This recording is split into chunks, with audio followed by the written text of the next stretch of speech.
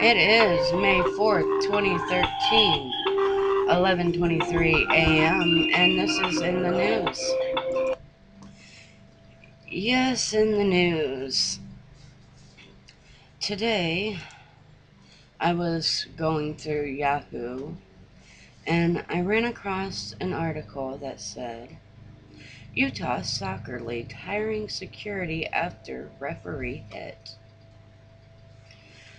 And I've already, glanced through the article at once, first, and that's what made me decide to do a story on it. The Utah Soccer League that saw one of its referee punched by a team player and sent into a coma plans to play on, but with security present at games and without the player's team. Its president said Friday. Mario Vaquez, president of La Liga Continental de Football, said he'll hire off-duty police officers to watch over games, which will resume this weekend at a middle school in a Salt Lake City suburb. The 17-year-old's team has been expelled from the league.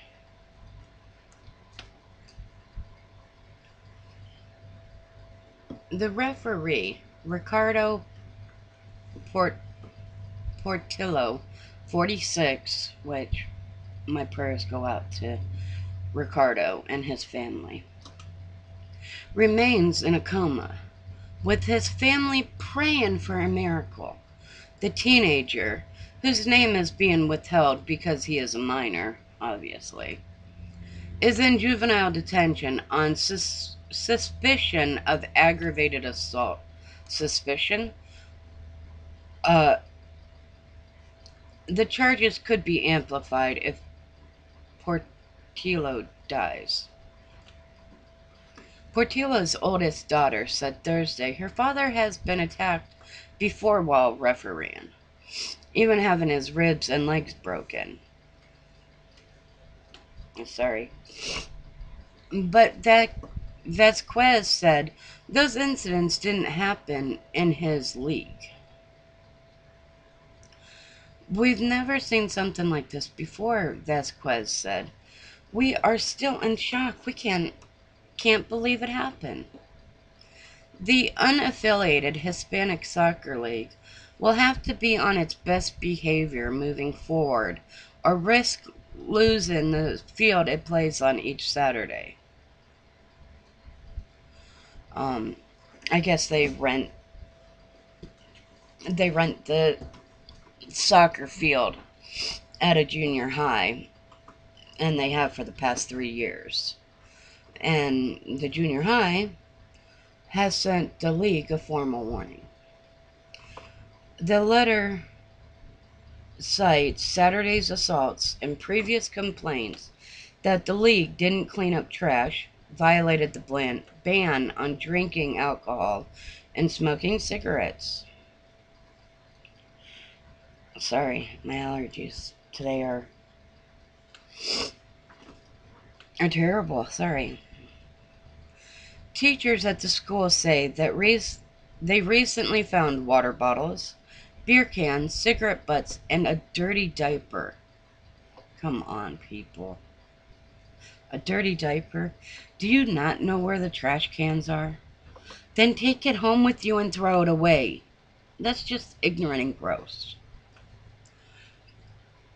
And a dirty diaper on the field following the games.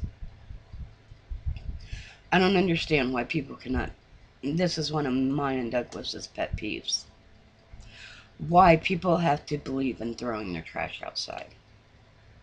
Me and Douglas both agree on this. It's one of our pet peeves. But that's for another video.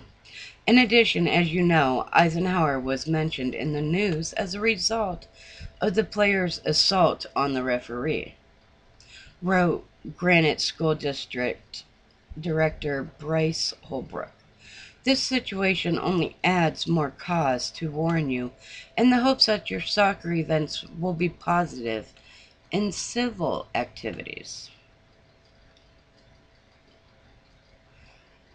Vasquez said he created the Youth League in 2009 to give Latino children in the Salt Lake City area a place to play soccer and for their family and friends to gather, socialize, and have fun.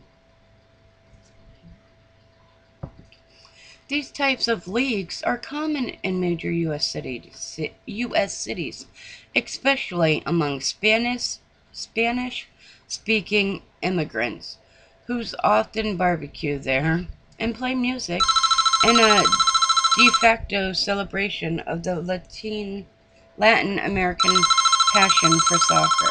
I'm sorry, hang on. Hello? Hello? Don't you love it when they call and hang up? But that passion became a flash of rage last Saturday in the goalie box at an Eisenhower Field in Taylorsville, a Salt Lake City suburb. Alright, here's the detail of what happened. The goalie, the teenage playing goalie, was issued the yellow card for pushing an opposing forward trying to score a goal. In soccer, a yellow card is given as a warning to a player for an egregious violation of the rules. 2 yellow cards leads to a red card and expulsion from the game. So you get 2 warnings, and then the 3rd warning, you're expelled from the game. The 3rd isn't a warning, 3 strikes, you're out. Okay. So the teenager, quite a bit heavier than Portillo, began arguing with the referee, then unleashed a punch to his face. A teenager punched an adult in his face. A teenager punched an adult in his face. Portillo seemed fine at first, then asked to be held because he felt dizzy. He sat down and started vomiting blood, which triggered his friends to call an ambulance. When police arrived around noon, the teenager was gone. Portillo was lying on the ground in the fetal position.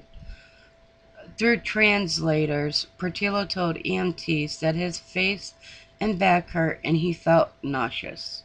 He had no visual injuries and remained conscious.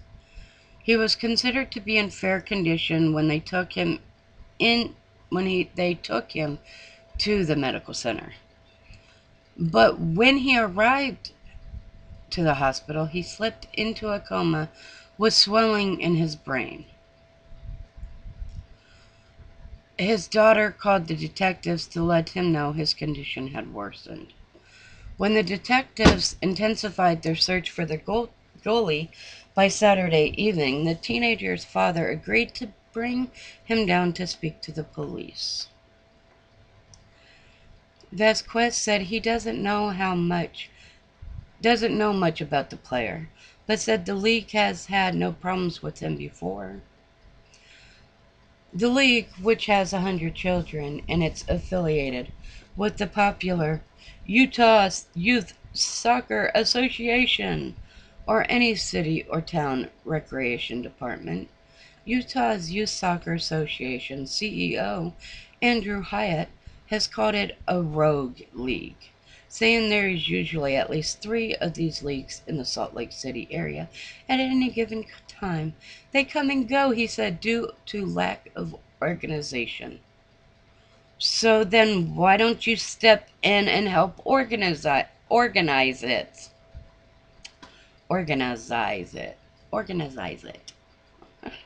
Help organize it.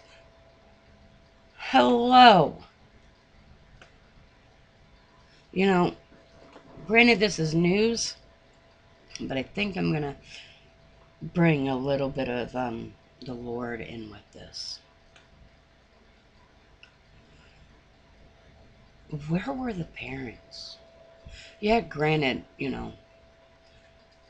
the father agreed to bring down the son, or to bring down the teenager. Okay. But why did it have to get that far?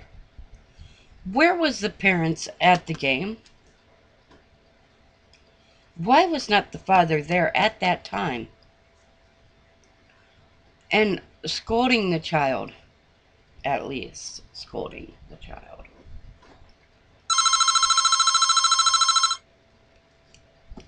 You gonna hang up on me again? Hello? Nope, I'm gonna hang up on them this time. You know what I'm saying? Where were the parents?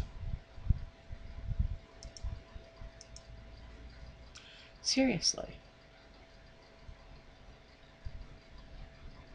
Where were the parents? Wasn't it not a soccer game? Was there not supposed to be like somebody there? Hello? So then, where was his mother and or father then? What, neither one of them were involved with this child?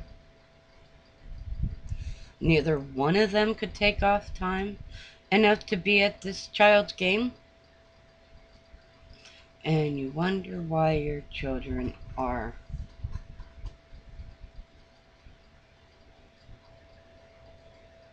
acting out in the way they act out.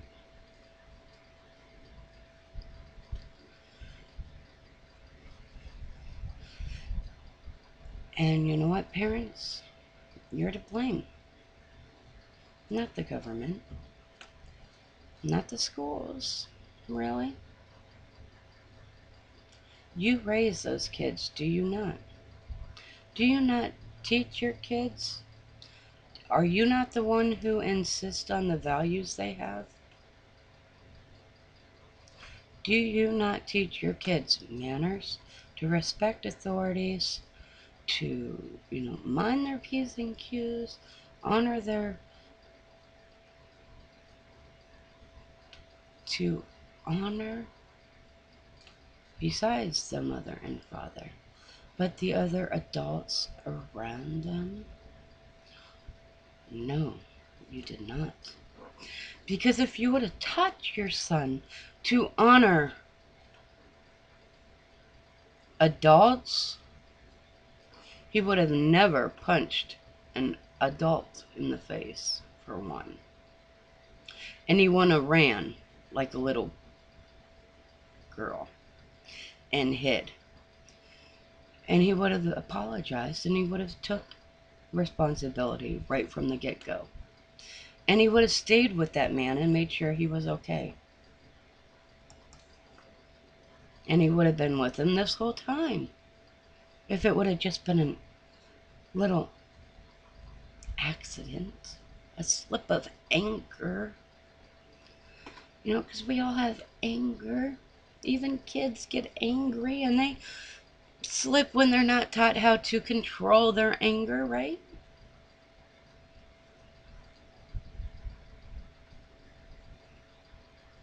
Right? More example of the parents not doing their jobs. All right. Once again, this is Nicole Long for In the News. March, there I did it again. May 4th, 2013.